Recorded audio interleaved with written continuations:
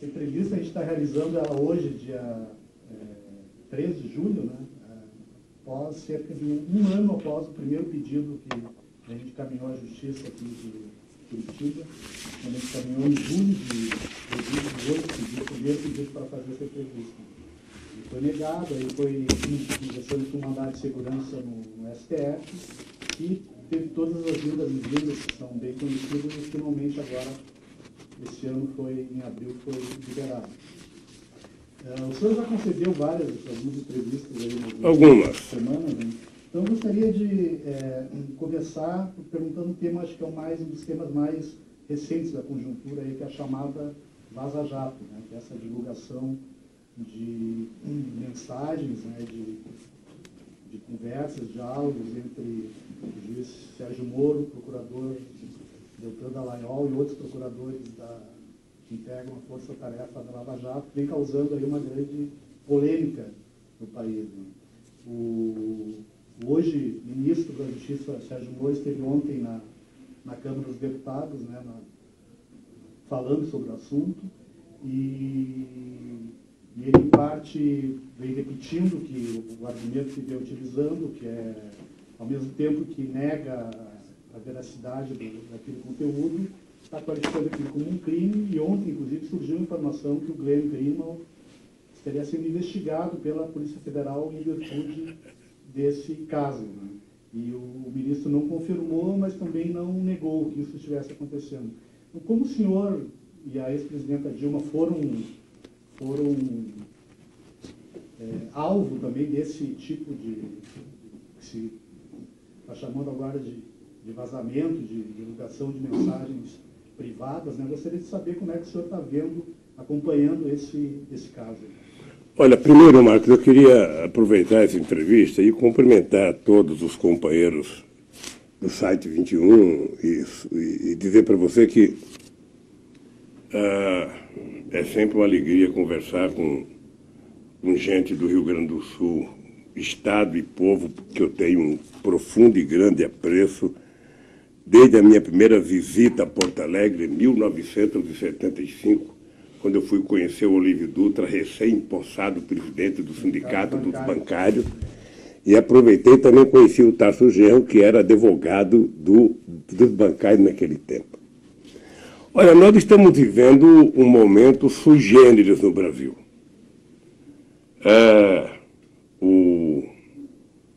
O Moro está se transformando num boneco de barro. Ele vai se esmilinguir, porque como eles construíram o Moro e a força-tarefa da Lava Jato, envolvendo delegado da Polícia Federal, envolvendo procuradores, envolvendo o Moro, como eles inventaram uma grande mentira para tentar me colocar aqui onde eu estou, eles agora têm que passar a vida inteira contando dezenas e dezenas de mentiras para tentar justificar o que eles fizeram. Inclusive, com muita sustentação da Globo, porque a Globo faz um esforço incomensurável para manter a ideia de que, olha, os vazamentos são falsos, são hackers, os vazamentos são isso ou aquilo. Ela não se preocupou quando ela divulgava vazamentos ilícitos que o Dallagnol passava para a Globo e que o Moro passava para a Globo. Minha família que o diga. Bom, então, eles tentam passar para a sociedade a ideia de quem está criticando o Moro é contra a investigação de corrupção. Porque o Moro combateu a corrupção. Eu acho que nós temos a oportunidade de colocar as coisas em dia. Primeiro, o juiz não combate a corrupção. Quem combate a corrupção é a polícia. A polícia combate a corrupção, o Ministério Público acusa e o juiz apenas julga.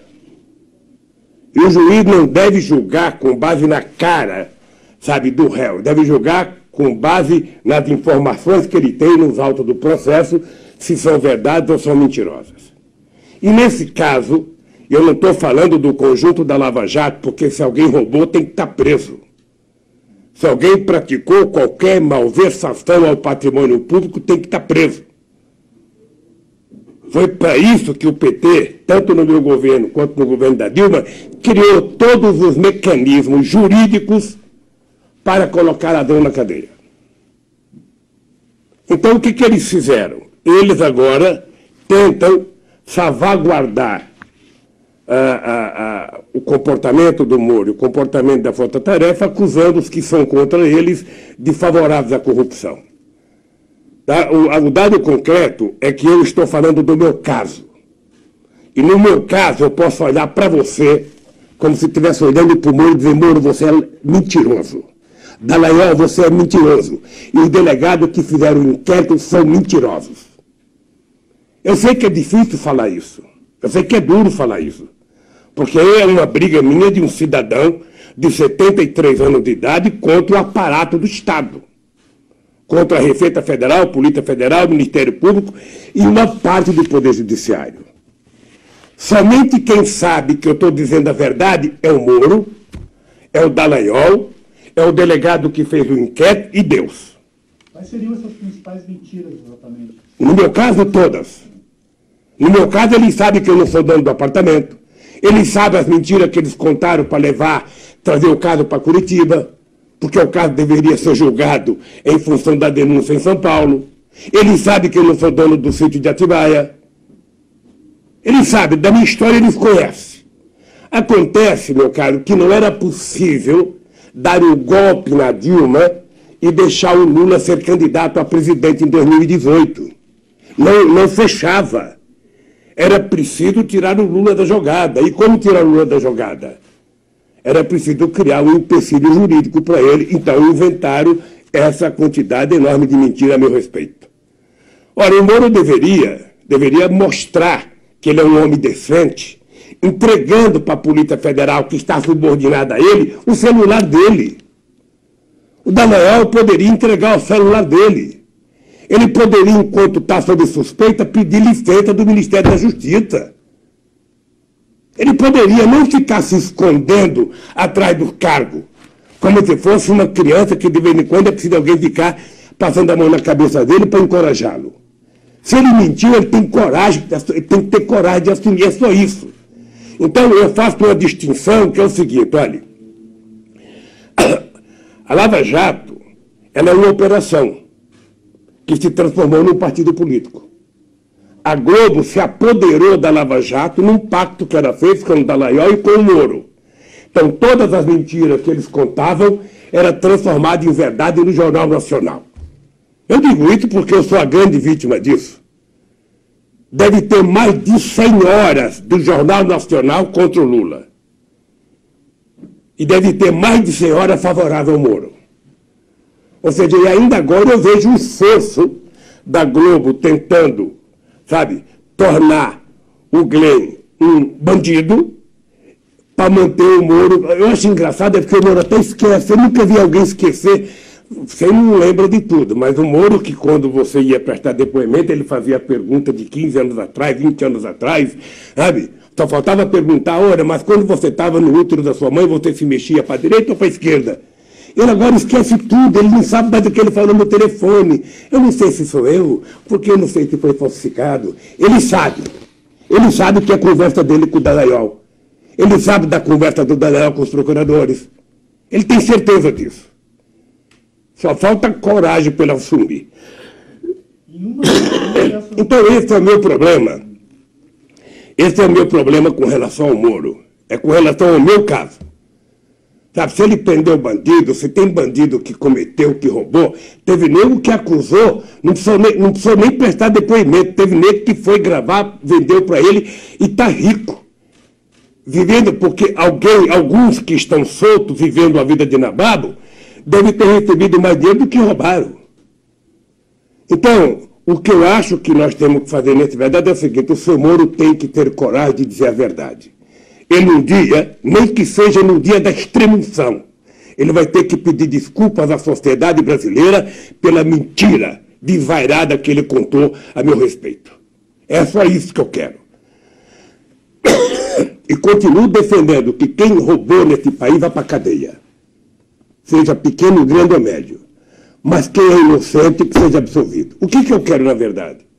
Ora, a única coisa que eu quero é que alguma instância do Poder Judiciário, sabe, leia o mérito do meu processo e tome uma decisão.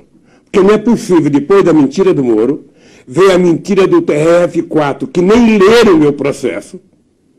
O presidente do TRF4 não tinha nem lido e disse a sentença do Moro é excepcional, ele não tinha nem lido.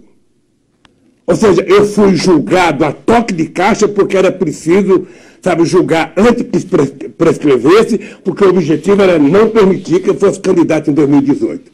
Olha, não é possível no século XXI alguém ser vítima do Poder Judiciário como eu estou sendo. E eu não creio que todo o Poder Judiciário é assim. Mas essa parte se notabilizou mentindo a meu respeito. Então eu espero que haja justiça no meu caso e o seu Moro sabe que ele está mentindo em relação ao Lula. Em uma das conversas entre o procurador Dallagnol e o então juiz Sérgio Moro é feita uma referência à necessidade de consultar os americanos lá sobre determinado tema, que trouxe de novo à baila assim, o tema da possível interferência externa, né, interesses externos, especificamente dos Estados Unidos, nos resultados políticos da Lava Jato. Né. A gente tem visto, desde o governo Temer e agora com o governo Bolsonaro, também um desmonte aí de setores estratégicos da economia nacional.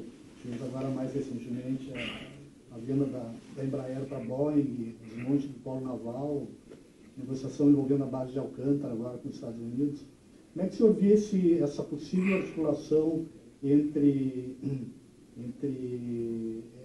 essa operação que foi posta em curso e digamos, uma articulação internacional para retirar o Brasil da posição que ele na qual ele vinha ocupando até então? Ô Marco, hoje eu tenho mais clareza, porque durante muito tempo na minha vida eu disse que não era adepto da teoria da conspiração, embora ela pudesse existir. Hoje, por tudo que eu tenho acompanhado pela imprensa nacional, pela imprensa estrangeira, pelas informações que eu recebo, pela pressa do pagamento da Petrobras aos acionistas americanos em detrimento dos acionistas brasileiros, pelos interesses que o pré-sal despertou aos Estados Unidos e ao mundo, desde que nós descobrimos. É importante lembrar que quando nós descobrimos o pré-sal, os americanos retomaram o funcionamento da quarta frota que tinha sido desativada depois da Segunda Guerra Mundial. É importante lembrar que foi roubado os segredos da Petrobras de um container, sabe, e que até hoje não apareceu. Quem pagou o pato foram os coitados dos vigias da Petrobras. Então, hoje, eu estou certo de que há interesse do Departamento de Justiça nos Estados Unidos em ajudar a desmontar esse país. Ou seja, não é possível a gente acreditar, sabe, que tudo aconteceu a partir do nada. Eu estou convencido que o pré-sal está, sabe, no meio disso. Estou convencido que os americanos nunca aceitaram a ideia da lei da partilha que nós fizemos para que o petróleo fosse nosso. Nunca aceitaram a ideia de que o povo brasileiro voltasse a ser dono do petróleo. Nunca aceitaram a ideia de que a Petrobras tivesse 30%, sabe, de tudo. Nunca aceitaram a ideia de a gente criar um fundo social para garantir ao povo brasileiro o direito a ter acesso à ciência e tecnologia, à educação, à saúde. Sabe? Então, teimaram até, sabe, começar a desmontar a grande Petrobras, que é uma empresa patrimônio desse país, motivo de orgulho desse país. Em nome de combater a corrupção, destruir as empresas de engenharia brasileira, e certamente quem vai entrar no lugar delas não são nenhuma empresa da Guatemala, da Nicarágua, de El Salvador, da Bolívia. Certamente serão empresas ou americanas ou de outros países do mundo. Eu lembro, quando eu era presidente, quantas vezes os governantes queriam adentrar ao Brasil para competir com as nossas empresas. E, ao mesmo tempo, você fica assistindo uma política de governo que tem como objetivo não produzir nada novo, mas vender o que tem. Nesse momento, levantamento sendo feito sobre todas as empresas públicas, sobre todos os terrenos da União. Se o Exército Brasileiro não tomar cuidado, até os terrenos que eles fazem treinamento será vendido. E se depender do Collor, do Bolsonaro e dos filhos dele, o Exército vai treinar em videogame. Sabe? Porque a ideia é vender tudo. A ideia é vender tudo. Já que eu não posso produzir, vou vender. É a única razão que se explica o Guedes na Fazenda. É a única razão. Sabe? E nós estamos vendo o que está acontecendo no Brasil. Um desmonte generalizado, sem perspectiva de geração de emprego, sem perspectiva de aumento de renda, sem perspectiva de manter a seguridade social, dando ao trabalhador brasileiro a tranquilidade na velhice. Então, é o Brasil voltando ao século XVIII. É o Brasil voltando a ser colônia. Aqui, embora você não tenha a monarquia portuguesa mandando, você tem o imperador Trump dando ordens, sabe, e o nosso presidente batendo continência. Então, isso me assusta. O que aconteceu com a Boeing não me agradou, porque comprar a Embraer é uma empresa, sabe, muito respeitada no mundo, era uma empresa que tinha disputava com a empresa, com a Bombardier, a terceira empresa de avião do mundo, ou seja, nós éramos altamente competitivos em aviões de porte médio e aviões de executivos. De repente você inventa de vender para quê? Porque a Boeing tinha comprado, a empresa francesa tinha comprado a Bombardier, então a Boeing teve que comprar a Embraer para se equiparar. E nós ficamos sem uma empresa de engenharia, sabe, do porte da Embraer. É lamentável, é lamentável. Daqui a pouco nem o caça vai ser mais brasileiro, o caça, o C-90, que estava sendo produzido pela Embraer. Então, é lamentável, porque isso significa que você está abrindo mão da soberania de um país. A soberania de um país é uma coisa sagrada, que nenhum país abre mão. Os americanos não abrem mão da sua soberania, a Rússia não abre mão, a China não abre mão, mas o Brasil está abrindo. Abrindo mão da soberania significa abrir mão do controle das suas fronteiras, significa abrir mão do controle da ciência e tecnologia, significa abrir mão do controle das nossas florestas, da nossa fauna, da nossa biodiversidade, da nossa água, das nossas riquezas, sabe, no solo e no subsolo. Significa você abrir mão, inclusive, da proteção de uma nação de 210 milhões de habitantes. Abrir mão da soberania é isso, e é o que está acontecendo com o Brasil. Agora mesmo, você deve estar acompanhando, houve um acordo,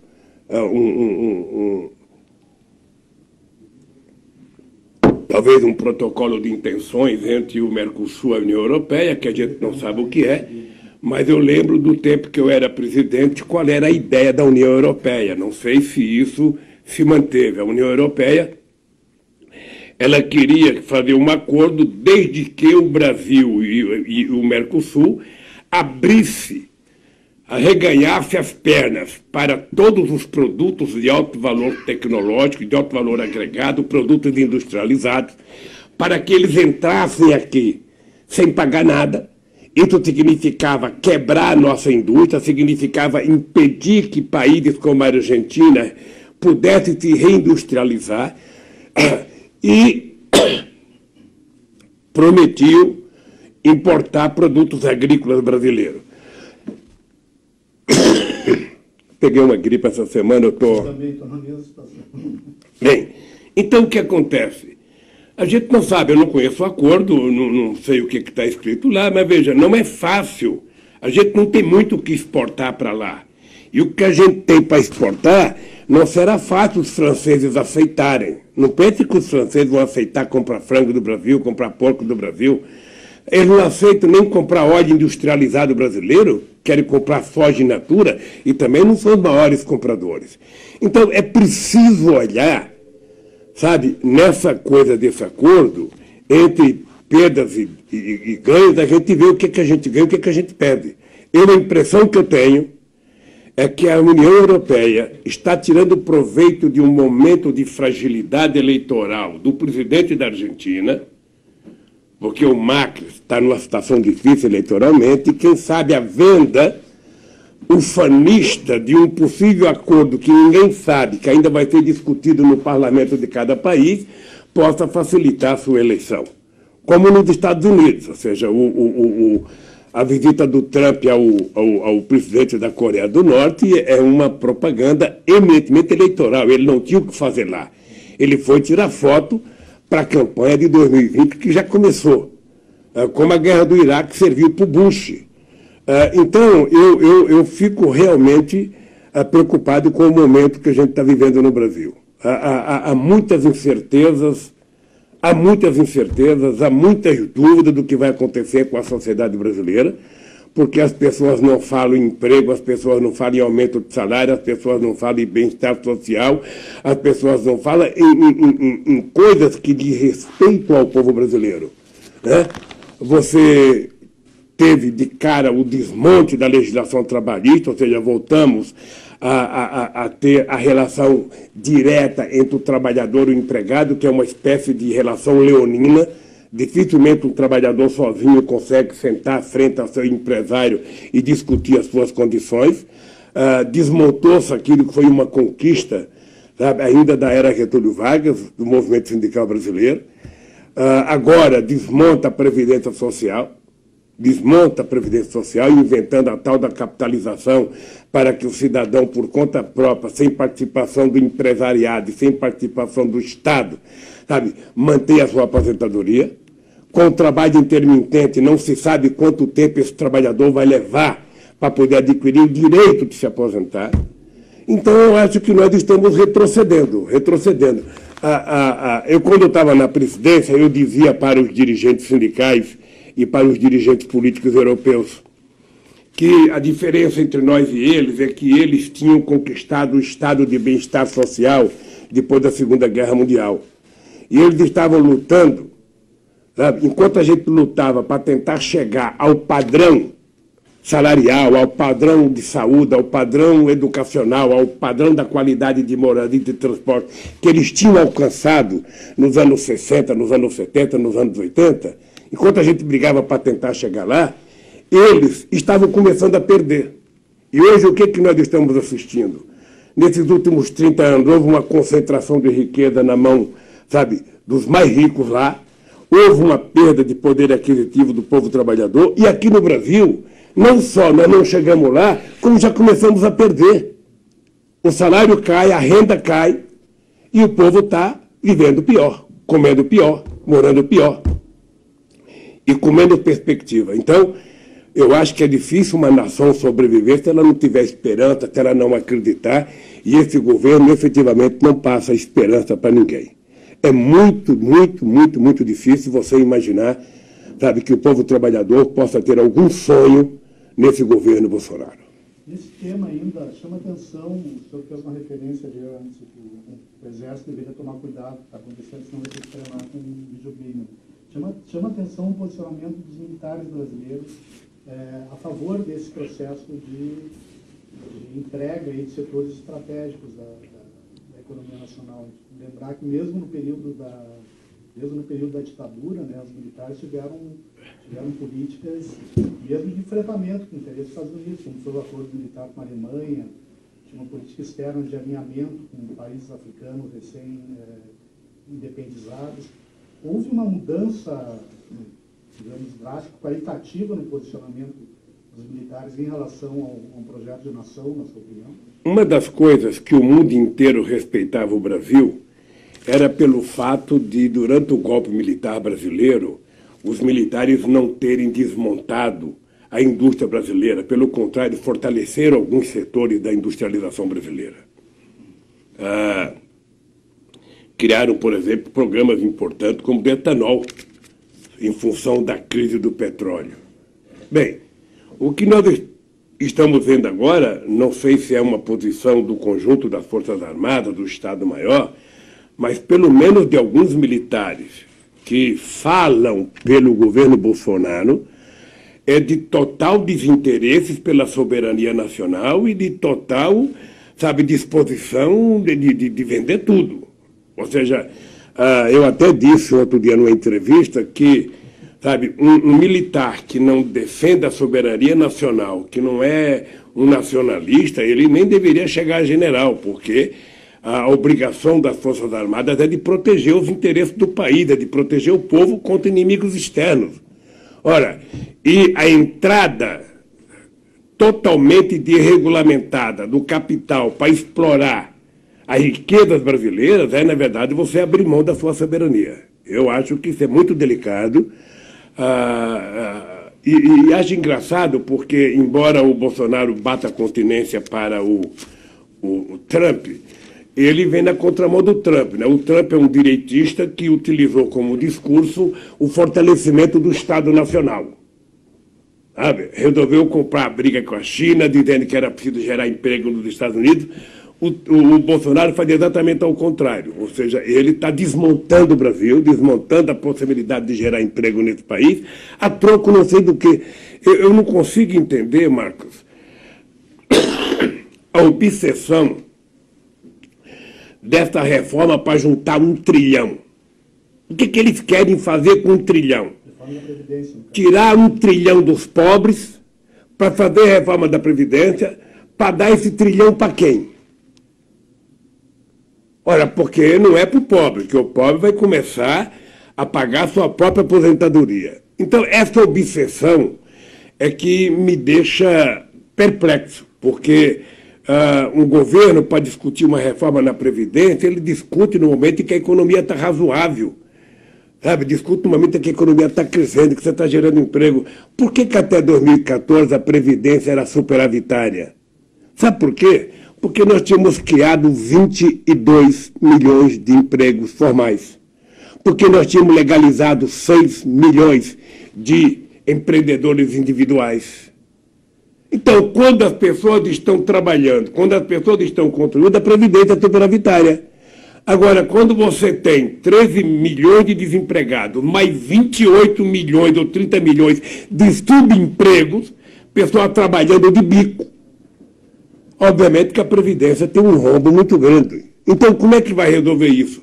Fazendo a economia crescer, gerando emprego, pagando salário, distribuindo renda e cobrando corretamente a Previdência Social. Que de tempos em tempos você tem que ter reforma na Previdência, ajudar, sabe, a Previdência, a realidade, a longevidade das pessoas. Você pode fazer isso, mas você faz de comum acordo com a sociedade, você discute com os sindicatos, você discute, sabe? Por que os empresários vão deixar de contribuir?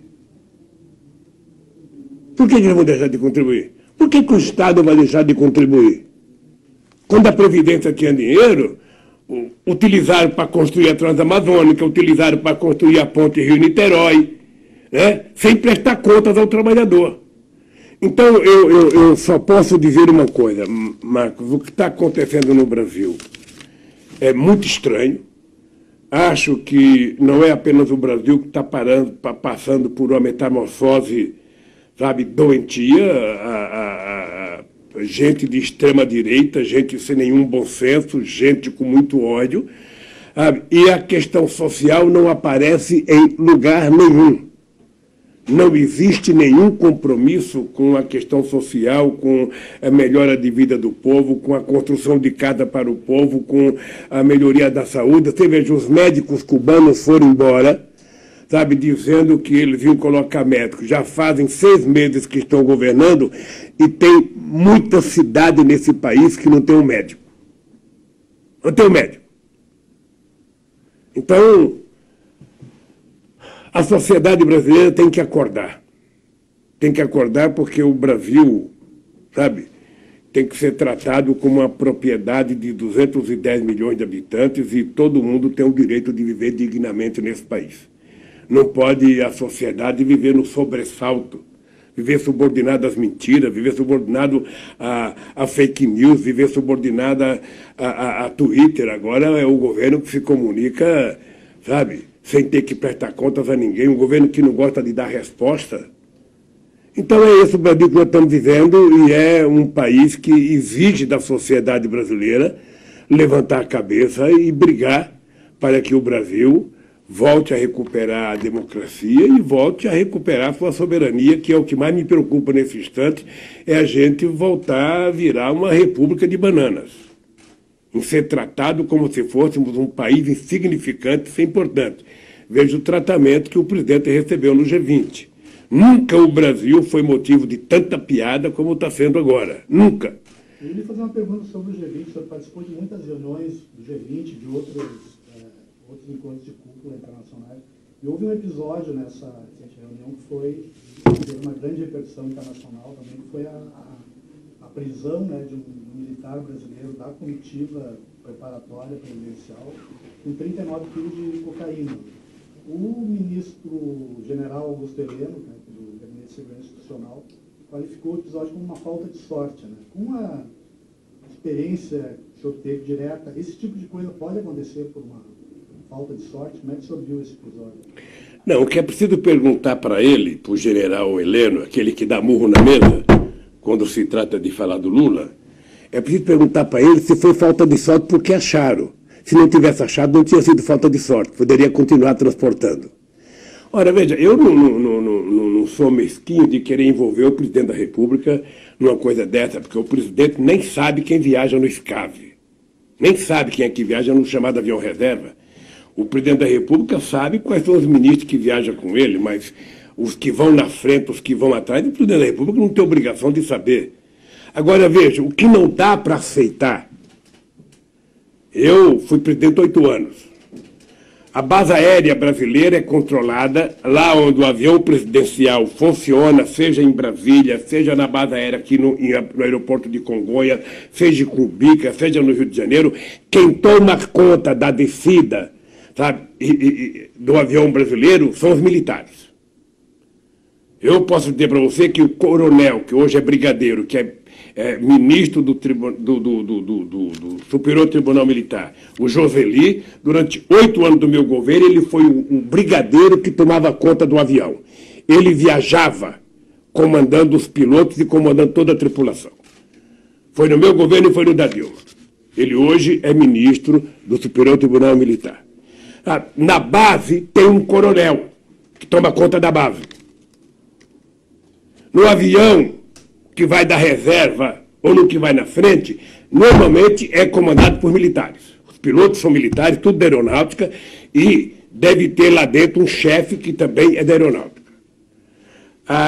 As malas, para entrar no avião presidencial, você tem 2 salas. Você tem uma sala cerimonial, que é a sala onde entra o presidente da República, que normalmente aquela sala só entra o presidente da República e a sua mulher. E, obviamente, que o ajudante de ordem que te acompanha. E tem uma sala do lado em que todos os ministros e todas as outras pessoas que vieram no avião, sabe, chegam antes do presidente, vão para aquela sala e a mala dele já chegou 3, 4 horas antes. A mala dele já está embarcada. Então, é preciso saber como é que esse rapaz, sabe, não sei, essa gente, eu não sei, como é que essa gente conseguiu entrar com a mala com 39 quilos de cocaína, sem que ninguém percebesse. Sabe, ele chegou por último, entrou com a mala na mão, colocou a mala lá dentro, quer dizer, não é possível. Então, é preciso, sabe, que não se jogue a culpa no sargento, porque a impressão que eu tenho é que querem jogar a culpa no sargento, o sargento não presta mesmo, o sargento é bandido, ou seja, o sargento não fez isso sozinho. Qual é o esquema? Quem está por detrás? Quem facilitou? Quem seria o dono e quem seria o receptor? O povo brasileiro precisa de resposta, porque há algum tempo atrás, um avião com 400 quilos de coca, um helicóptero em Minas Gerais, foi achado, a Polícia Federal pegou e esse avião desapareceu. Ninguém sabe quem é o dono da coca. Agora, no avião reserva, e veja que eu estou sendo muito objetivo, ou seja, não acredito que o presidente da República, sabe, soubesse de alguma coisa, porque a gente não sabe nem quem é que vai no avião na parte de trás. Você sabe quem vai com você na sala VIP do presidente da República. Tem o chefe do cerimonial que cuida dos civis e tem os militares. Alguém sabe como é que esse cidadão embarcou? Alguém sabe? Então, eu espero que esse era o papel do Moro, de fazer uma investigação, apresentar serviços. Não era papel do general. Era papel do general. O papel da Polícia Federal de investigar onde é que foi essa droga, como é que ela entrou, por que que entrou, conversar com as pessoas. Mas também eles não estão achando nem o Queiroz. O Queiroz enganou o Ministério Público, enganou a Polícia Federal, está desaparecido, ele não sabe onde está. Esse cidadão, esse mesmo ministro, que quando o juiz teve a pachorra de mandar a Polícia Federal na minha casa pegar a minha família inteira, não consegue achar o Queiroz? Até agora não sabe como é que vizinho do Bolsonaro tinha um cidadão que tinha 100 rifles, era contrabandista e era da milícia ligada ao Queiroz. Olha, meu Deus do céu. Até quando vai se mentir para a sociedade? E o que eu acho engraçado, Marco, é que a Rede Globo de televisão, ela finge que não é com ela. Se ela não puder puxar o saco, falar mal, ela não fala. Então, o esforço que eles estão fazendo para fingir que não tem nada de errado, o esforço que eles estão fazendo para achar que quem está acusando o Moro é contra a corrupção é muito grande. Eu vejo isso na Globo. O Alicâmbio deve ser um artista, sabe, de tentar inventar uma proteção, sabe, descabida para o Moro nesse instante. Todo mundo sabe que o Glenn é um jornalista respeitado, é uma pessoa respeitada no mundo inteiro, e não vai agora ser acusado de que, olha, vamos no COAF quebrar a renda dele, vamos quebrar... Se o Moro não tem coragem de mostrar o celular dele. Eles tiveram a coragem de pegar um tato do meu neto. Neto de 2, 3, 4 anos. Pegaram e ficaram 1 ano com eles aqui na Polícia Federal.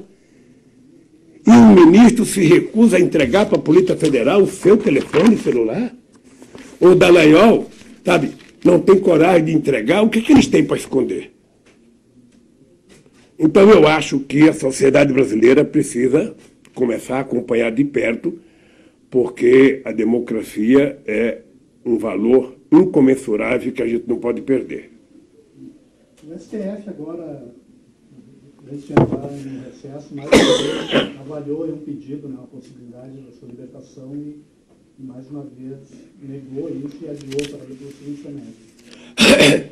Recentemente houve uma reunião, um encontro do presidente Bolsonaro, presidente do STF, presidente da Câmara, presidente do Senado. Se noticiou após a reunião que uma das conversas que o presidente da Câmara, Rodrigo Maia, teria tido com o presidente do STF, foi um alerta que a sua libertação poderia prejudicar ou inviabilizar a aprovação da reforma da Previdência. O senhor acha que isso é possível, que a sua esteja aqui por conta da votação da reforma da Previdência? Eu, Marcos, às vezes não quero acreditar no que eu ouço e no que eu leio. Eu, às vezes, não quero acreditar, porque você manter, sabe, um cidadão inocente, trancafiado por uma questão política, isso só era possível se você estivesse num regime autoritário. Mas se você imaginar num regime democrático, isso não é possível. Eu estou desafiando o Moro, o Dallagnol. Eu adoraria que a Globo me convidasse para um debate com o Dallagnol e com o Moro para me provar que eles estão mentindo a meu respeito. Eu gostaria, sabe, sem ter nenhum rancor. Não vale a pena para mostrar o seguinte, olha, está na hora de vocês contarem a verdade. Porque o comandante do Exército ligar para a Suprema Corte, segundo a imprensa, ameaçando a Suprema Corte se me liberar, um não sei quem conversa com não sei quem. Veja, eu nunca pedi a nenhum ministro da Suprema Corte, a nenhum ministro de qualquer outra corte, qualquer favor pessoal. E não me peçam para mim conversar, que eu não converso sobre assuntos que não é da minha conta. A única coisa que eu quero é que a Suprema Corte brasileira cumpra com as suas obrigações de ser o garante da Constituição brasileira. Que não se preocupe com as manchetes de jornais. Que não se preocupe com as manchetes da televisão. mas que se preocupe com os autos do processo para tomar a decisão correta e beneficiar as pessoas que merecem ser beneficiadas e punir as pessoas que merecem ser punidas. Eu vi ontem um noticiário de que o Moro estava muito chateado, mas muito chateado com os deputados. Por que vocês, sabe, não estão defendendo o Eduardo Cunha? Por que vocês não estão defendendo o Sérgio Cabral? Ora, porque não defende eles, quem sabe que eles não são inocentes, porque eles já confessaram que roubaram. O Sérgio Cabral já confessou não sei quantas coisas ilícitas, o Eduardo Cunha já confessou. Não estamos discutindo, estamos discutindo o meu caso. E, por favor, Moro, você não misture. Quando você mistura, você está mentindo. Você quer falar de mim? Fale de mim. Fale que você sabe que o triplex não é meu. Fale que você sabe que você inventou a história da Petrobras, a história da empresa offshore do Panamá, para poder me trazer para cá. Porque era sua obsessão. Era sua obsessão desde o tempo do Banestado. Desde o tempo do Banestado. Me prender. Eu vi um jornalista comentar esses dias de que numa conversa com o Onyx disse que há muito tempo o Moro tinha a intenção de me prender. Quer dizer, na verdade... Não sabia que conexão essa seria no episódio do Banestado. Olha, gente, a relação do Moro com o Rousseff é mais do que uma simples delação. Sabe? Então, eu acho que aquilo que foi feito de correto, de apuração, de prender, mantém, sabe, quem roubou tem que estar preso. Ponto pacífico. Agora, quem é inocente tem que estar solto. E delação falsificada, como essa do Palocci, como eu não sei quantas delações são verdadeiras. O que eu sei é que no começo desse processo, muitos advogados e muitas pessoas diziam: Lula, olha, eu fui detido e a primeira coisa que perguntavam para mim era o seguinte: e o Lula? Você conhece o Lula? E o Lula? Você conhece o Lula? E o Lula? Então a obsessão era tentar chegar até o Lula. E construíram todas as mentiras possíveis e impossíveis para chegar. A Polícia Federal contava mentira no inquérito, o promotor contava mentira na acusação, o Moro aceitava a mentira, o TRF4 aceitava a mentira e a Globo transformava aquilo em verdade. Ou seja, que era a ideia que eu nunca concordei de que para você apurar corrupção você tem que queimar a pessoa perante a opinião pública. Primeiro você diz que ele é ladrão na imprensa. Quando você disser que ele é ladrão na imprensa, não tem mais como absolver. Ele será condenado pela opinião pública. E a minha briga nesse momento, aos 73 anos de idade, com 50 anos de vida política, é provar que se pegar, eu já falei uma vez, eu vou repetir, se pegar um Moro, Dallagnol, TRF4 e todos aqueles que estão me condenando, colocar no ventilador, no liquidificador e bater, o que sair como resultado não é honesto como Lula. Então, é a única coisa que eu posso falar para a sociedade brasileira. É isso. É isso. Eu estou afirmando que o Moro está mentindo. Estou afirmando que o Dallagnol está mentindo. Se acertaram num caso, óbvio. Ótimo. Se condenar alguém corretamente, ótimo. Mas não mintam a meu respeito. Não mentem, não vão me dizer que eu sou contra a Lava Jato, não. Eu sou contra transformar uma operação de investigação numa ação política. E foi o que vocês fizeram com relação a mim. E a Globo sabe do que eu estou falando. Aliás, eu acho que quem não quer que eu saia daqui nunca é a Globo. Por quê?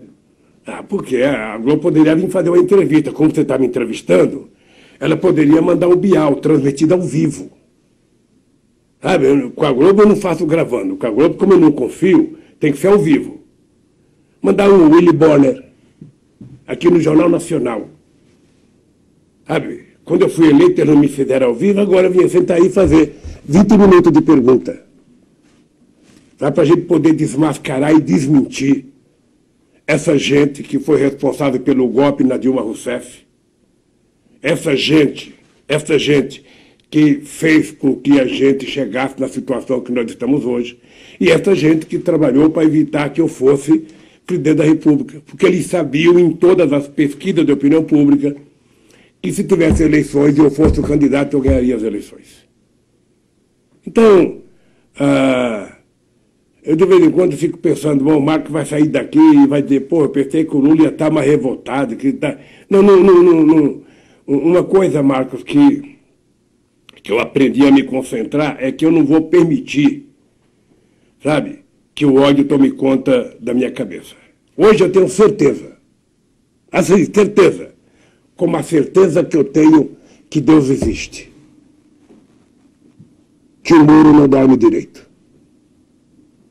Eu tenho certeza que o Dallagnol não dorme direito. Eu tenho certeza que os delegados que me acusaram não dormem direito. Eles sabem que mentiram. E eles sabem que mais tarde ou mais cedo essa coisa vai aparecer. Sabe, essas coisas assim. Você sabe que mentira é ter perna curta. Pode demorar, mas uma hora aparece. Então,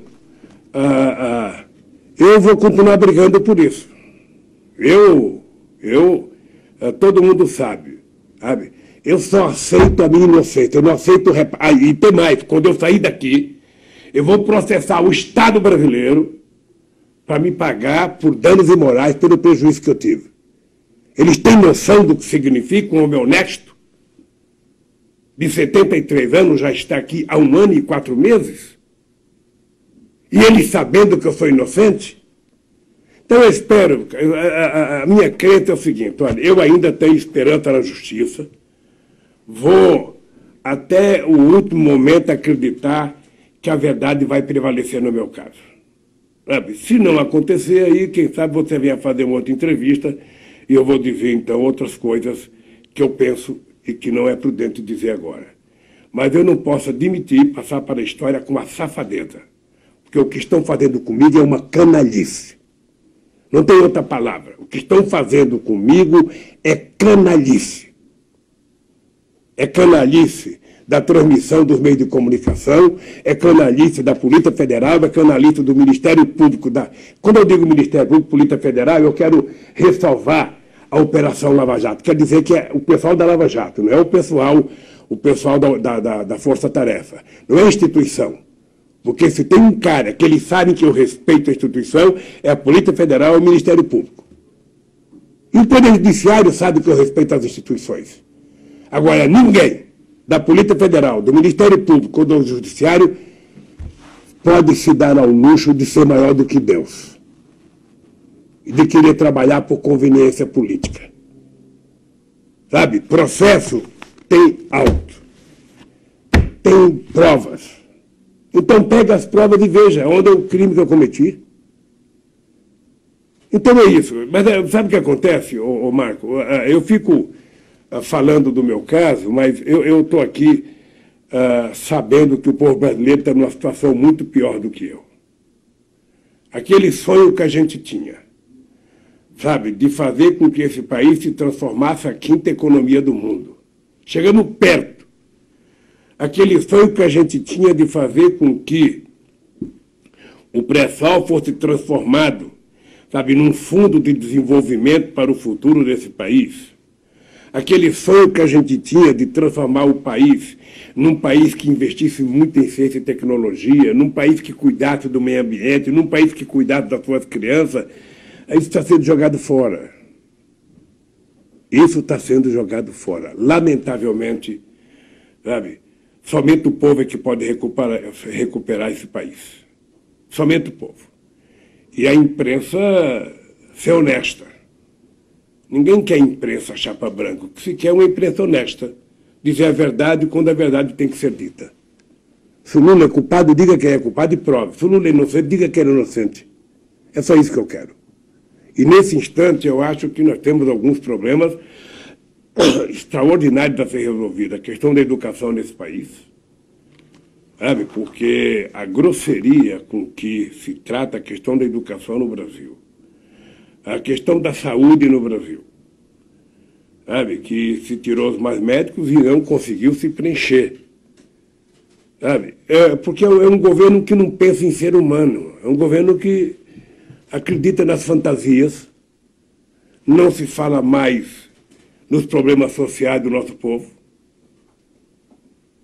E nós estamos aí, sabe, vendo o PIB cada vez crescer menos, vendo o desemprego cada vez crescer menos, o emprego cada vez crescer menos. Estamos vendo menos jovens entrando na universidade e o país virando um motivo de gozação no exterior. É isso que nós estamos vendo nesse instante no Brasil. As pessoas e setores que vêm defendendo e militando pela manutenção da sua prisão aqui, usam vários argumentos. A gente falou aqui do tema da reforma da Previdência, ou já houve generais dizendo que incendiaria o país e coisas do tipo. Então, eu lhe pergunto, que papel, né, o senhor acha que pode desempenhar, né, na atual conjuntura de fratura, acho que dá para dizer, não é um exagero, uma fratura social que existe no país hoje, um clima de ódio proliferando e de falta de diálogo. Que papel que o senhor acha que eu poderia desempenhar uma vez que consiga sair da prisão? Eu acho uma piada, Marcos, quando eu vejo alguém dizer que o Lula não pode sair porque senão não aprova a Previdência. Lula não pode sair porque senão vai acontecer tal coisa. Lula não pode sair porque vai criar dificuldade para o Bolsonaro. Olha, a única coisa que eu quero dizer para as pessoas que pensam assim é que eu preciso sair porque eu sou inocente. Segundo, enquanto esse coração bater e essa cabeça funcionar, eles podem ficar certos que eu estarei na rua defendendo os interesses do povo brasileiro. Goste Bolsonaro ou não goste, goste general ou não goste, sabe? Eu estarei na rua defendendo o povo brasileiro, porque não é possível a gente chegar na situação que a gente está chegando. Não é possível. Eu jamais imaginei que o Brasil pudesse entrar na derrocada. Jamais imaginei que o Departamento de Justiça americano pudesse induzir uma parte do Ministério Público brasileiro, uma parte da Polícia Federal e um juiz para destruir a economia brasileira. Jogar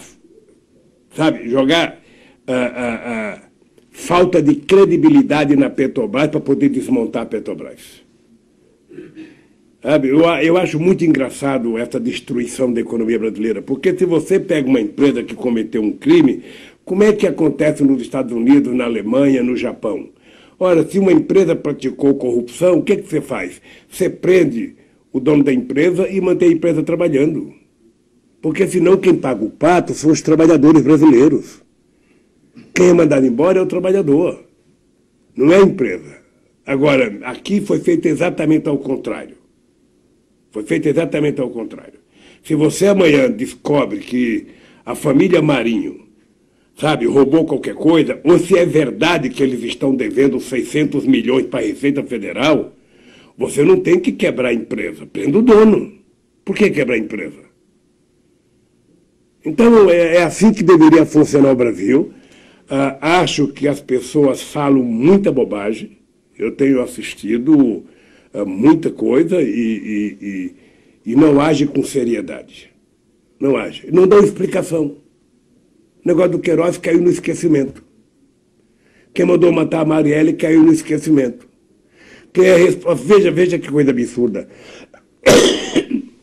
Até hoje, eles deram o golpe em 2016. E até hoje ele fala que o desemprego é por conta da Dilma.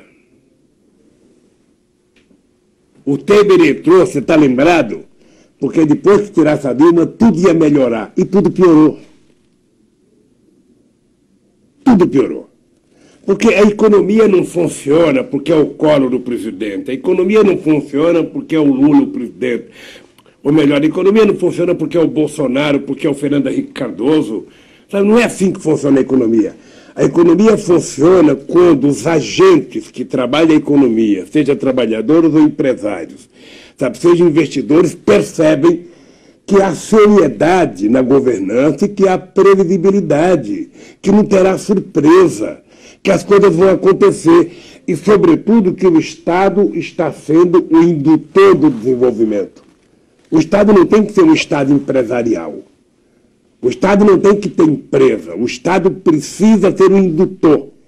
Ele conduziu o processo de desenvolvimento, qual é a região que deve receber investimento, qual é o lugar que o Estado vai facilitar linha de crédito, porque senão esse país é muito desigual. Durante muito tempo, foi muita coisa para o eixo Rio-São Paulo e o Norte e o Nordeste ficaram esquecidos. É preciso recuperar para que haja um tratamento equânime nas regiões brasileiras. Foi isso que nós fizemos e é por isso que o Brasil deu um salto de qualidade. E não precisava olhar, não precisa ficar olhando o New Deal americano em 1930, não precisa ficar olhando o que o Roosevelt fez nos Estados Unidos. Não precisa ficar olhando o que foi feito na China. Olha o que aconteceu no Brasil entre 2013 e 2010. Entre 2013 e 2014. Olha o que aconteceu no Brasil. Olha como esse país dá um salto de qualidade quando você faz com que a renda chegue. Eu vou te dar uma coisa do teu estado, no Rio Grande do Sul. Eu passei muito tempo da minha vida ouvindo dizer que a metade sul do Rio Grande do Sul estava fadada a ser uma região morta.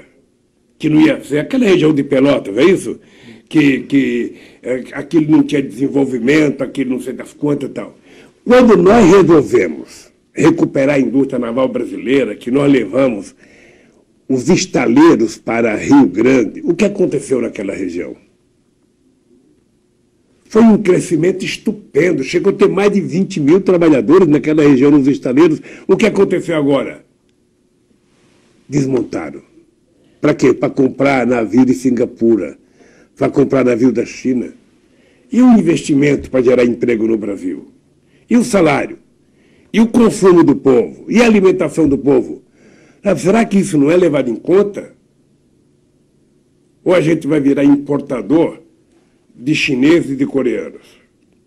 Então, se as pessoas olharem um pouco o que aconteceu nesse país, com muita humildade, as pessoas vão perceber que é possível o Brasil dar certo na hora que a gente resolve governar para 210 milhões de habitantes, na hora que a gente consegue incluir as pessoas mais humildes, as pessoas de baixo, participar um pouco mais.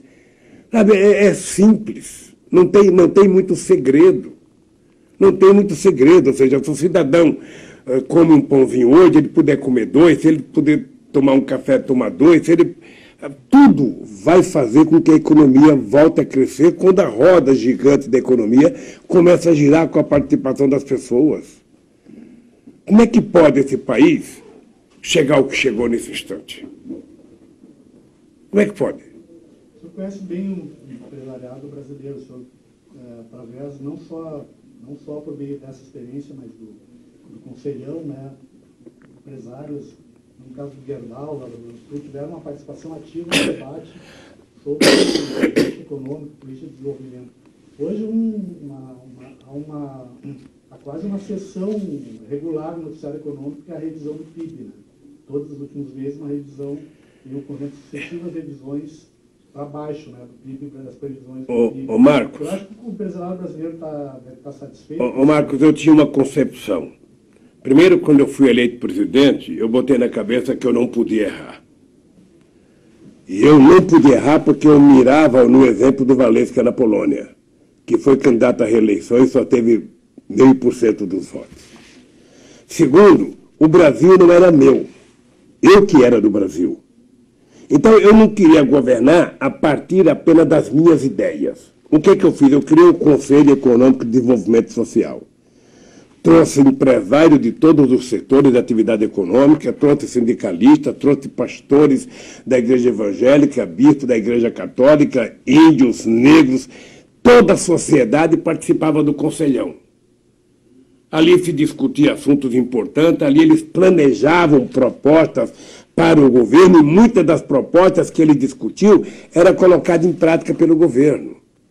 Depois nós resolvemos que não tem um único jeito de fazer a economia crescer. É preciso muita diversificação de investimento. Eu dizia para o Guido e para o Meirelles, quando a gente viajava para fazer debate no mundo afora, eu dizia, olha, vocês falam muito da macroeconomia. O que vocês precisam levar em conta é que o sucesso do Brasil se deve ao funcionamento da microeconomia. Sabe, é um sem terra poder comprar mais do que comer, poder comprar mais semente, ter mais crédito, é um sem teto poder ter casa, poder fazer um puxadinho, é a dona de casa poder fazer um empréstimo de R$200, R$300. Sabe, é você criar condições de espraiar a possibilidade das pessoas ter acesso a oportunidades, ao dinheiro, além da geração de empregos, além do aumento anual do salário mínimo, combinando o crescimento do PIB com a recuperação inflacionária. Não tem nada para gerar mais renda do que isso. Quem nunca viveu disso, eu lembro que quando nós criamos o programa Fome Zero, antes da gente transformar no Bolsa Família, a Rede Globo de televisão falava, não, por que não investe em estrada? Por que não faz ponte? Eu não faço ponte porque o povo não come cimento. O povo, nesse momento, come feijão, arroz, farinha. Então, quando esse povo tiver com a barriga cheia, ele vai ter força para fazer ponte, vai ter força para fazer estrada, vai ter força para fazer o que tiver que fazer. Porque essas pessoas nunca levaram em conta os milhões de deserdados que tem nesse país. É só você andar agora nas ruas de São Paulo. Talvez em Porto Alegre também a quantidade de gente que está morando na rua. Ou seja, não é possível que um país desse tamanho, que nós provamos que é possível melhorar a vida do povo, esteja regredindo. Esteja regredindo, e a quantidade de bobagem que a gente vê as autoridades falarem. Então, se eu sair daqui, eles podem estar certos. Por isso é que eu falo sempre, ó, não adianta tentar me tirar daqui, vamos mandar o Lula para casa porque ele está velhinho. Eu estou até com medo agora que eu estou tossindo, é capaz de achar, não, vamos tirar logo antes que ele morra. Colocar ele na casa dele, coloca logo uma tornozeleira no bicho e larga ele em casa. Então eu tenho duas coisas. Primeiro, eu não quero sair daqui por caridade. E minha canela não é canela de pombo, não aceito tornozeleira. Eu quero sair daqui com 100% da minha inocência. Fora disso, esqueçam. Eu vou brigar pela minha inocência a 100%. Sabe, não tem outro remédio. Não tem outro remédio. Eles fizeram uma quantidade de processo contra mim dentro de um esquema bem estruturado.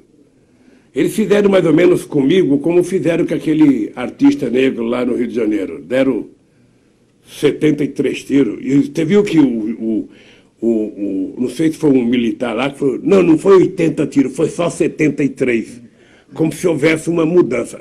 A quantidade de projetos, de processos que eu tenho, o Lula levantou de manhã, ele respirou, um processo contra ele. O Lula olhou para o lado, um processo contra ele. Virou, eu diria, quase que uma...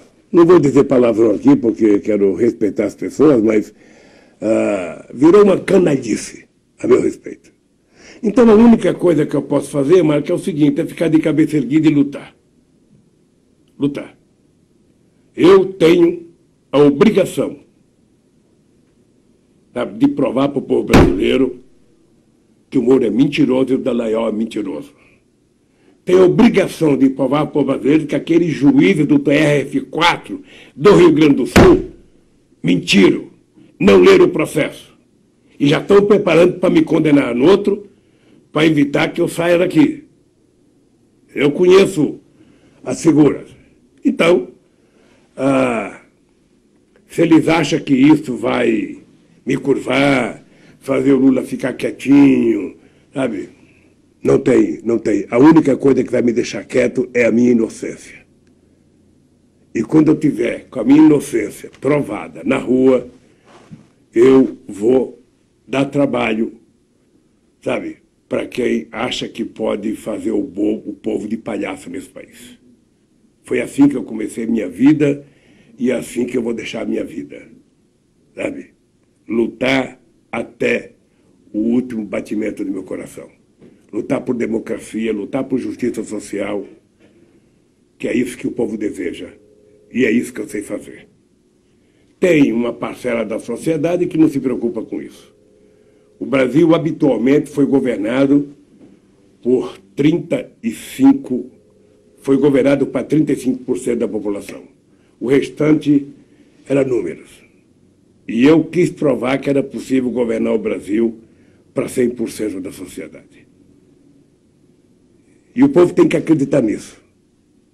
Porque não é normal, não é bíblico, não é constitucional, não é humanamente correto um cidadão comer 10 pães por dia e um cidadão passar 10 dias sem comer nenhum. Todo mundo tem direito a tomar café de manhã, almoçar e jantar. Isso está na Constituição. Todo mundo tem direito a ter uma casinha, por mais humilde que seja, isso está na Constituição. Todo mundo tem que ter direito a ter oportunidade de estudar, isso está na Constituição. Então, quem quiser fazer uma revolução no Brasil, não precisa ler o Manifesto Comunista. Não precisa ler nenhuma cartilha trotskista, não. É só pegar a Constituição e ler a Constituição e saber que ela permite você fazer as coisas nesse país. Agora, a história do Brasil é assim, né? A história do Brasil é assim. Toda vez que houve o começo de revolta, começo de levante dos pobres, sufocaram. Né? Sufocaram. Aliás, quero aproveitar o 21 Sul para dar um recado aqui para o Mauro Lopes, do Paz e Bem da 247, que ele está com um programa que é uma sugestão minha, contando a história do Brasil. Né? Acho que detalhes ou retratos do Brasil.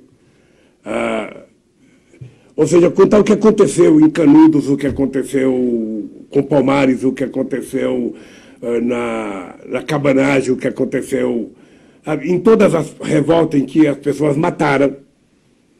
Sabe? Mataram a revolta dos alfaiates, que eu estava vendo esses dias, ou seja, eles foi poucos dias depois de Tiradentes. Mataram, enforcaram, esquartejaram e salgaram a carne do mesmo jeito. Porque as pessoas queriam viver melhor. Eles agora sofisticaram. Ao invés da gente matar e esquartejar, sabe?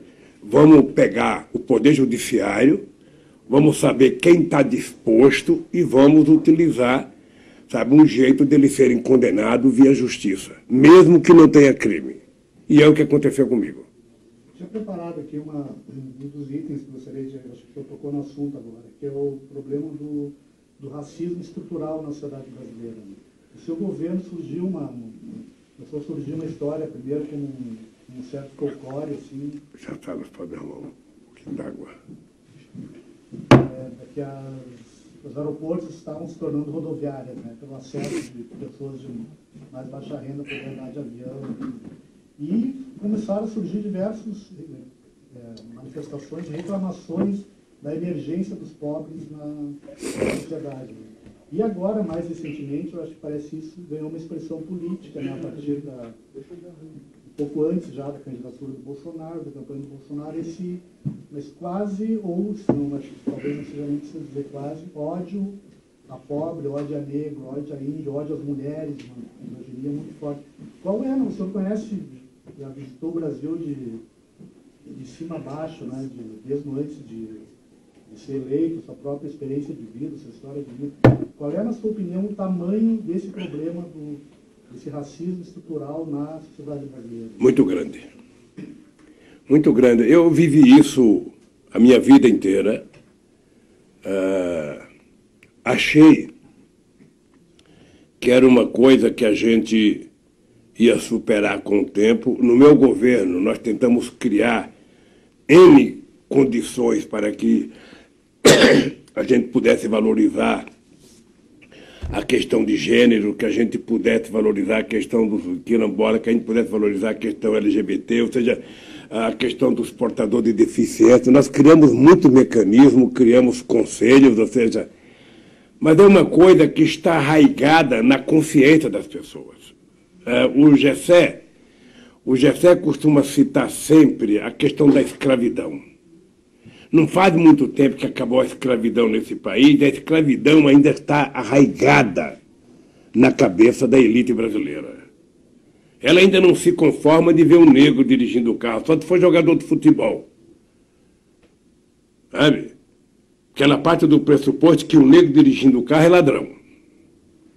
Tá? Ela não consegue ver uma menina negra que não seja empregada doméstica. Então, quando nós valorizamos o salário da doméstica, damos 13º, carteira profissional, férias, sabe? Isso é uma afronta para a classe média que adorava chamar a empregada de secretária, mas não tinha nenhum direito. Eu conto uma história sempre. Uma vez eu fui almoçar na casa de um cidadão, um sábado. Eu não vou dizer o nome porque a pessoa já morreu. Mas daí eu fui na casa do cidadão comer uma feijoada, cheguei na casa dele, tinha umas 30 pessoas, me levou na cozinha e me apresentou uma senhora, uma negra de uns 60 anos, bem forte, simpaticíssima, com tacho de feijoada lá cozinhando. E ele falou assim para mim: ó Lula, essa daqui é mãe dos meus filhos. Ela criou minha filha, ela criou meu filho, ela cuida da casa, ela cuida de mim, é da família. Eu dei um abraço e fomos comer a feijoada, tomar nossa caipirosca. Aí, depois que nós comemos, às 4 horas da tarde, 5 horas, eu fui embora e resolvi ir na cozinha me despedir da senhora simpática. Fui agradecer a feijoada. Aí ela me disse uma coisa hilariante. Ela falou: ô Lula, pergunta para ele se eu sou da família, se ele me colocou no testamento. Sabe? Então, é essa a realidade. Ou seja, há uma parte, isso acontece na Argentina, acontece em outros países, ou seja, há uma parte, sabe, da sociedade brasileira, que pode chegar a 20% ou 30%, que não aceita a ascensão dos mais pobres. Não aceita. Não é todo mundo que está andando no Parque do Ibirapuera que fica contente quando um pobre da periferia de São Paulo está andando no Parque do Ibirapuera. Não é todo mundo que aceita chegar no teatro e ver lá um monte de gente de cor. Não é todo mundo que gosta. Quando você vai no seu restaurante predileto, chega lá, você percebe que tem gente que não é, sabe, daquele ambiente. Eu lembro uma vez, eu estava com o Mino Carta, vou citar até o nome, eu estava com o Mino Carta, com o Jacob Itá e com o Vefó, almoçando no bar em São Paulo. Aí pedimos o almoço, eu levantei para lavar a mão. Quando eu vou na direção do banheiro, o Jacob Itá foi atrás de mim e o Jacob Itá ouviu a mulher falar: ele disse que defende o trabalhador, mas está aqui comendo no nosso restaurante. O Jacob Itá foi obrigado a ter uma briga com a mulher, falando: olha, quem vai pagar a conta dele sou eu, não é a senhora. Ele come onde ele quiser. Então, esse tipo de preconceito, uma vez no avião da Varig, uma vez eu vinha, acho que eu vinha no avião da Varig, e naquele tempo eu já estava virando personalidade, já era dirigente sindical, já tinha o PT. Eu cheguei em Frankfurt, acho que foi em Frankfurt, o comandante do avião me convidou para ir na primeira classe. Outra, falei, maravilha, né, sentar na primeira classe e tal. Aí veio a moça com o carrinho, perguntando para mim, oferecendo lá, tem caviar, tem lagosta, sabe? Aí eu falei para ela: eu quero caviar. Eu nunca tinha comido caviar. Eu falei: a chance que eu tenho de experimentar. Ela faz a pergunta e vai para o carrinho e fala para a amiga dela: ele disse que é trabalhador, mas está querendo comer caviar. Aí eu fui obrigado a levantar. Educadamente eu falei: me diga uma coisa, a senhora tem feijão? Arroz? Tem um ovo frito? Não. Então por que a senhora não fecha sua boca? Porque você foi lá e me ofereceu lagosta e caviar. Eu pedi caviar. A senhora vem aqui dizer que caviar não é para mim? Não tinha a música do Zeca Pagodinho ainda, né? Essa do caviar. Se você conhece caviar. Gostou do caviar? Não? Qual foi a experiência com o caviar? Hein? Gostou do caviar? Sabe, depois disso eu comi muito, porque eu ia muito aos países nórdicos, e lá é uma coisa mais fácil. E todo café da manhã eles colocam lá. Mas não é meu pedaço de carne seca assada vai bem melhor para mim.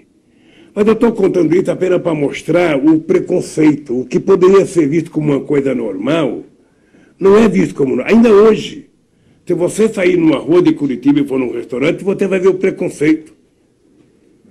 Sabe? Talvez ele exista aqui dentro da sede da Polícia Federal. Ele existe na igreja.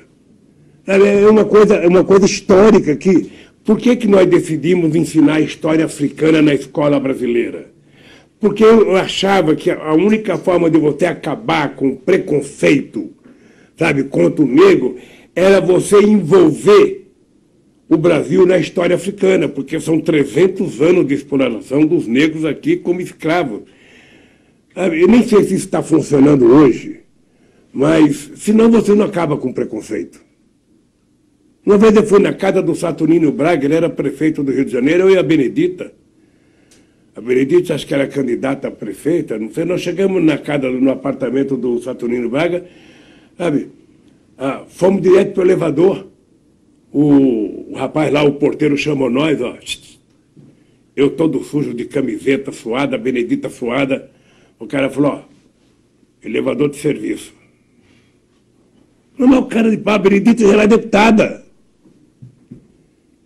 Eu falei para ele, por favor, pega o telefone e liga para o prefeito. Ele ligou para o Saturnino Braga. Eu falei, Saturnino, nós não vamos subir porque aqui nós só podemos subir pelo elevador de serviço. E eu não estou em serviço. Aí ele desceu, foi lá, deu um esporro no cara, que me deu pena da pessoa também. Ele não faz aquilo por maldade. Aquilo é uma coisa cultural que está na cabeça dele. Então, o Brasil viveu isso no meu governo. Sabe? As pessoas se incomodavam com a ascensão dos mais pobres. Eu achava que deveria ser ao contrário, que as pessoas iam ficar felizes. Sabe? Eu fiquei sabendo de muitas coisas. Meninas pobres da periferia fazendo universidade, essa de universidades particulares por conta do ProUni, elas eram vítimas de preconceito das amigas. Meninos. Então leva muito tempo. Essa de que o aeroporto virou rodoviária, eu cansei de ver. Cansei de ouvir de amigos meus. Tá impossível para o aeroporto, tá impossível. Sabe? Tá cheio de pobre lá dentro. Os caras agora ia para o Piauí de ônibus, para o Ceará, agora quer tudo de avião. É assim. Lamentavelmente, sabe? Lamentavelmente, a humanidade tem uma parte dela que é tudo na vida menos humano. Acabou a sensibilidade, acabou o humanismo. E ressurgiu o ódio.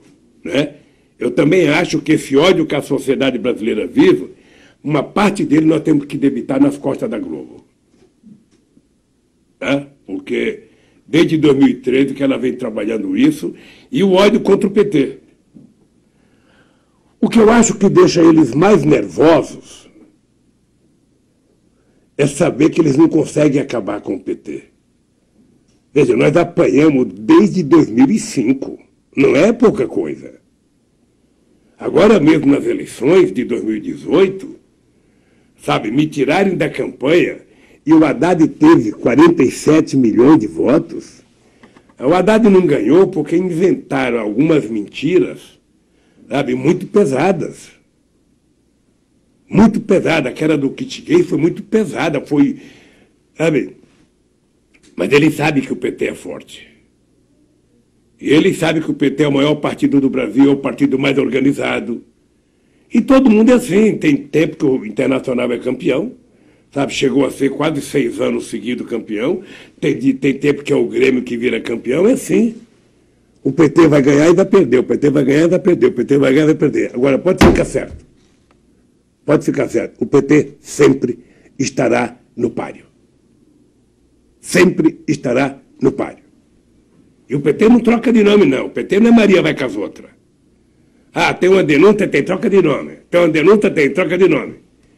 Sabe? Não. Nós é o seguinte, ó. Se alguém nosso cometer um erro, paga pelo erro. Agora, nós continuaremos a sendo PT, a ter orgulho da nossa bandeira vermelha, a ter orgulho da nossa estrela, sabe? Porque eu não confundo. O meu país é o Brasil, mas o meu partido é o PT.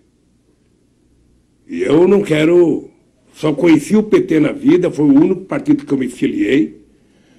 Foi minha mulher que fez a primeira bandeira. E quando eu morrer, quero ser enterrado ou cremado com a bandeirinha do PT em cima de mim. Minha penúltima pergunta aqui era sobre o PT, uma questão mais política.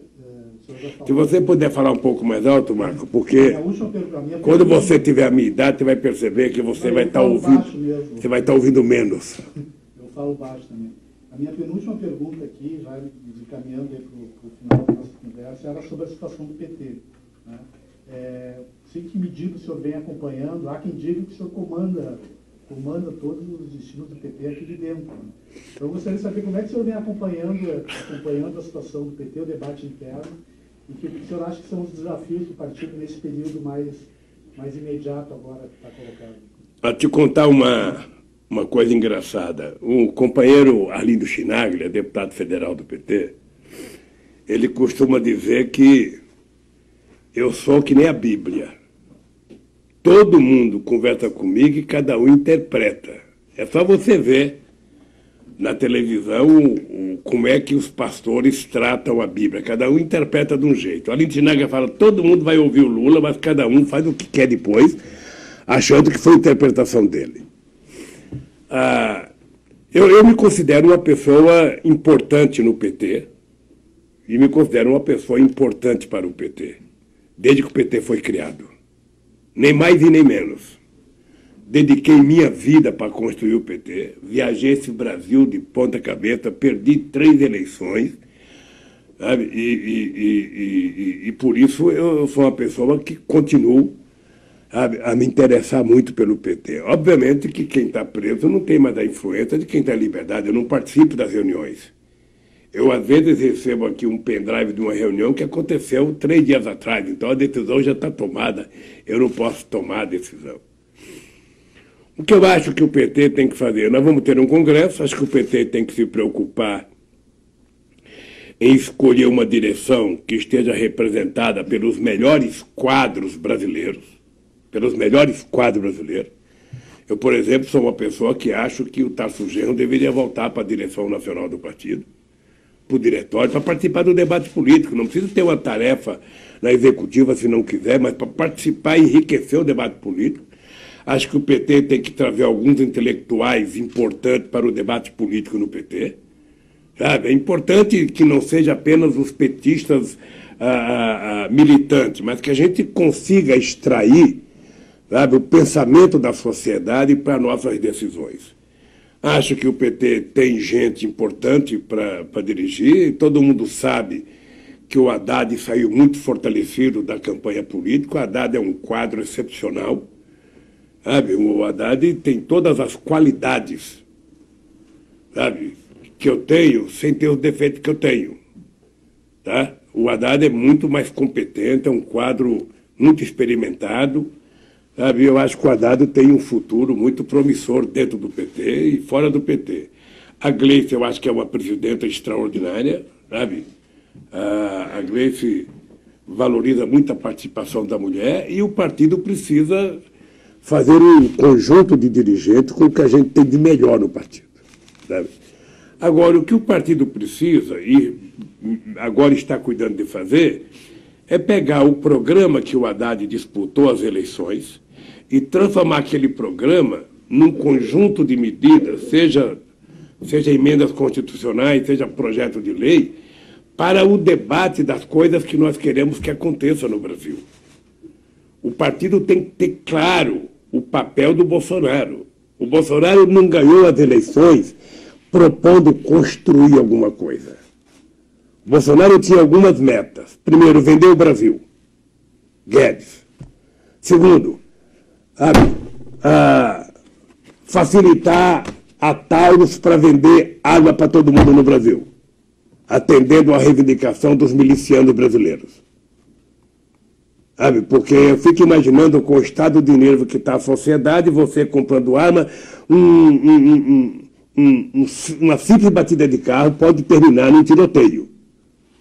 Então o Brasil não está precisando mais de arma, está precisando, quem precisava de arma é a polícia. Armas mais modernas, mais inteligência, e o povo está precisando de livro. Livro, caderno, emprego e salário. É isso que o povo está precisando. Então o Bolsonaro foi eleito para isso, para comprar arma, foi eleito para vender o Brasil, sabe? E ele se trouxe para dentro do governo uma parte de generais aposentados que concorda com tudo. É muito engraçado, porque o general que deu um soco na mesa, quando eu fiz um comentário sobre a facada do Bolsonaro, ele agora não teve coragem de dar soco na mesa quando o filho do Bolsonaro desancou ele. Então eu sinceramente, acho que o Brasil não precisa de gente medíocre para governar o Brasil. O Brasil precisa de gente que pense no futuro, gente que acredite na educação, gente que acredite na universidade, gente que acredite na cultura, gente que acredite, sabe, na liberdade de pensamento nesse país, que é o que está faltando nesse instante. Então o PT tem essa obrigação. Tá? O PT não tem que ter medo. Para tomar cuidado com o Bolsonaro. Não tem que tomar cuidado com o Bolsonaro. O que precisa é não deixar o Bolsonaro estragar esse país. Porque o Bolsonaro tem como uma das suas metas tentar destruir qualquer possibilidade de avanço das esquerdas. E a esquerda tem que ter como meta derrotar o Bolsonaro para consertar o Brasil. E porque se a meta da esquerda for consertar o Brasil, gerar emprego, fazer a economia crescer, investir em cultura, investir em educação, precisa derrotar o Bolsonaro. Porque o que está por detrás de Bolsonaro é pior do que ele. Eu vejo algumas figuras na internet que esse dia eu vi um oferecendo mulher para o Moro. Enquanto mantiver o Lula preso, você terá a mulher. Como é que alguém coloca isso na internet? Como é que... Então, a baixaria, ela ganhou preferência nesse governo. E o PT precisa ter coragem de enfrentar isso. No parlamento, na rua, no sindicato, porque o Brasil não é deles, o Brasil é do povo brasileiro e nós temos que brigar muito. Uma última questão aí que nós estamos caminhando para o final, nosso tempo está chegando um pouquinho aqui. Gostaria, o senhor está vivendo aí uma situação de privação de liberdade há mais de 1 ano e 4 meses, aproximadamente mais. E muitas pessoas que têm contato com o senhor nesse período relatam que o senhor tem lido, e uma das ocupações que o senhor tem feito aqui é ler muito nesse período. E, então, ele deixaria aí a proposta que o senhor falasse do livro que o senhor está lendo agora, acabou de ler, e que tipo de, até como considerações finais, assim, eu acabei de ler um livro muito interessante agora, que eu recomendo para você, um livro pequeno, chamado Desigualdade, do Eduardo Moreira. Eduardo Moreira não é um economista, ele é um engenheiro que se meteu a trabalhar no sistema financeiro. E agora fez uma opção política para se colocar do lado do povo, e ele foi dormir em acampamento do Sem Terra, foi visitar Sem Teto. Ele está com uma posição muito boa e é um livro que ensina as pessoas a compreender um pouco o que acontece na economia e no sistema financeiro. Se você puder ler, é muito pequenininho, sabe?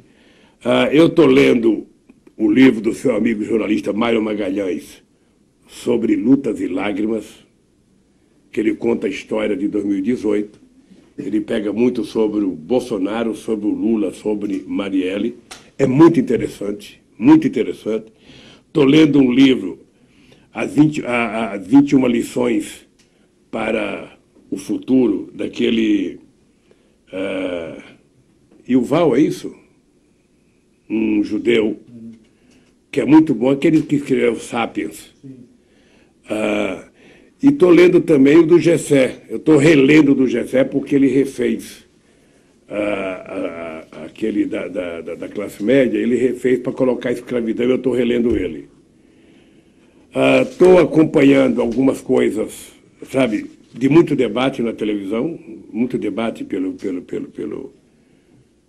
pendrive, e conversando com os advogados. Eu acho que isso tem preenchido o meu tempo, e eu posso até correr o risco de sair daqui mais intelectualizado do que entrei. Não sei se isso vai ser bom ou vai ser ruim para mim. A única coisa que eu espero é que eu não perca, estando aqui, o jeito de falar com o povo trabalhador na porta de fábrica. Tá? Porque essa é uma conquista que eu não quero perder. Dizer para você que eu acompanho a imprensa, eu recebo release sobre a imprensa, a imprensa continua a mesma, ou seja, muito mais... Só teve um momento na imprensa em que ela foi totalmente contra, foi no governo do PT. Ela não é contra o governo Bolsonaro, eu acho que a imprensa brasileira, a imprensa não, a elite brasileira que detém os meios de comunicação, elas estão dando um tempo para que o Bolsonaro faça o que eles querem que o Bolsonaro faça. Vender o que tiver que vender, fazer a reforma da Previdência, e aí o Bolsonaro já não interessa mais, porque ele não sabe nada além disso. Então, eu só espero que a anestesia que o povo brasileiro foi submetido esteja passando, porque se o povo demora muito para lutar contra a venda desse país, quando a gente acordar, pode não ter mais o Brasil, pode estar o Brasil ser menor, ser menos importante, sabe? E esse país não pode se apequenar. Então é isso que eu faço aqui. Penso muito, medito bastante, me concentro para não ficar nervoso. Sabe? Eu tenho muito orgulho de dizer que o juiz Moro deve ter mais insônia do que eu, porque ele sabe que ele é mentiroso, ele sabe que a sentença dele é mentirosa, no meu caso. Tudo que eu falar é no meu caso, ou seja, se ele fez alguma coisa para os outros de errado, os outros que gritem como eu estou gritando. Eu acredito que eu vou vencer essa parada. Algum militar não vai querer, sabe, não vai gritar, um deputado não vai querer, não tem problema nenhum. Eu não sou favorável da unanimidade. Eu sou favorável da construção da maioria democrática construída na diversidade. O que nós precisamos apenas aprender a respeitar o pensamento do outro. Um cara que pensa diferente de mim não é meu inimigo. Tá? Ele é um adversário em determinadas circunstâncias. Você ganhou uma eleição. Eu sou experiência viva disso. Você ganhou uma eleição, acabou a campanha. Você vai governar o país. Foi assim que eu fiz com o Fernando Henrique Cardoso. Foi assim que eles fizeram comigo. Eu perdi 3 eleições, não foi uma, não. E nunca criei caso. Agora, eu nunca fiquei quieto. Eu perdi a eleição e voltava a viajar ao Brasil para defender as coisas que eu acreditava. Então, é isso que eu gostaria de dizer para as pessoas. Não há espaço para ficar de cabeça baixa. Não há. Sabe, se alguém gritar para você, não baixe a cabeça. Não baixe a cabeça. Mesmo porque ninguém tem o direito de gritar com você. Segundo, se você entrar num restaurante e alguém te provocar, esse provocador deve ser um 71. Porque um homem sério não faz isso. Um cara que vai num restaurante e provoca um Chico Buarque, esse cara não presta. Pode ficar certo que não presta. Porque uma pessoa séria, mesmo que não goste do Chico, não vai provocar um dos poucos gênios que esse país criou. Então, é assim que eu estou aqui dentro. Estou ouvindo mais músicas, estou vendo mais filme, Quando alguém manda, né, um filme bom para mim. Nem sempre tem, mas vai sendo. Aliás, você precisa assistir o filme documentário da Petra. Ah, já vi. Já viu? Gostou? Sim, muito. Sabe? Eu achei razoável. Você sempre quer mais, né? Sim. Mas eu gostei. Embora seja duro de ver. Hein? Seja duro de ver. Ah, mas a realidade é a realidade. Você não imagina que eu, depois de passar pela presidência da República, depois de ser o presidente do Brasil mais respeitado no exterior, depois de ser várias vezes cogitado pelo Medvedev e pelo Sarkozy para ser o secretário-geral da ONU, e eu nem queria discutir porque eu achava que tinha que ser um burocrata.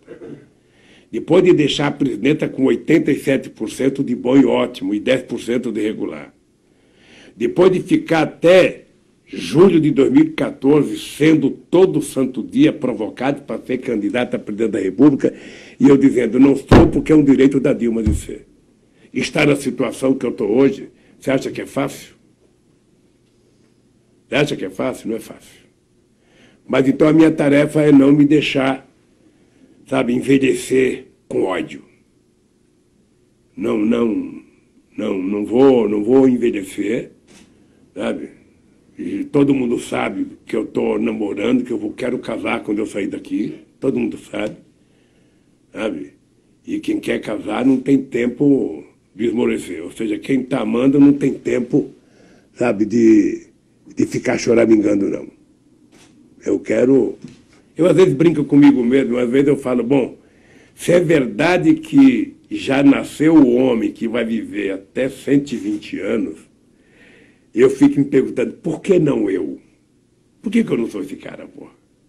E ao mesmo tempo eu fico com medo, porque todo mundo que morre é com 73, 74, 75, 76, todo mundo que morre. Morreu fulano, 75, morreu fulano, 74. Eu já estou com 73, pô.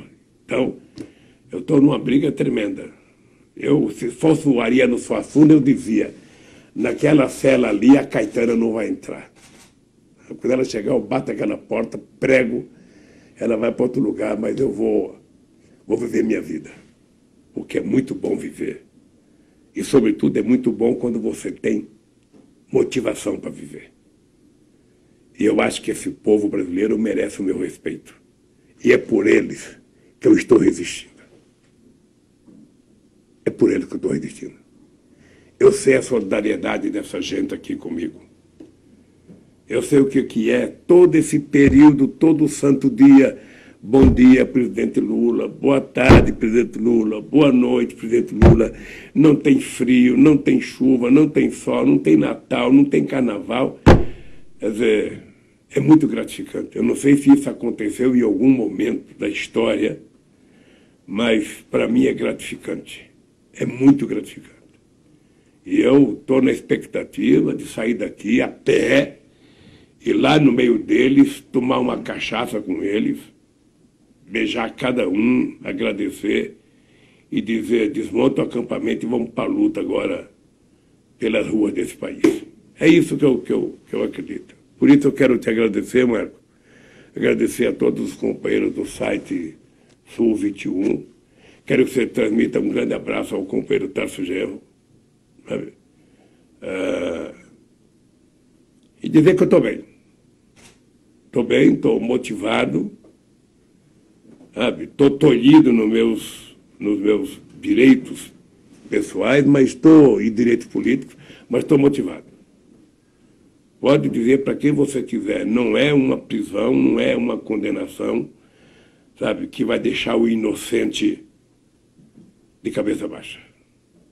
Sabe? Não tenho vocação para fazer sofrimento com o meu corpo, sabe? Não tenho. Li a biografia do Getúlio Vargas, fiquei enternecido. Li a biografia do João Goulart, li a biografia do Marighella, li a biografia do Prestes, tudo aqui dentro. Sabe? Então, a minha vocação, meu filho, é lutar. Do jeito que eu posso. Se isso incomoda alguém, sabe? Eu era pequeno, eu cantava um elefante incomoda muita gente, 2 elefantes incomoda muito mais. Então é o seguinte, Sabe, se o Lula incomoda muita gente preso, pode ficar certo que solto, eu vou incomodar muito mais. Porque é isso que eu quero fazer para recuperar o Brasil.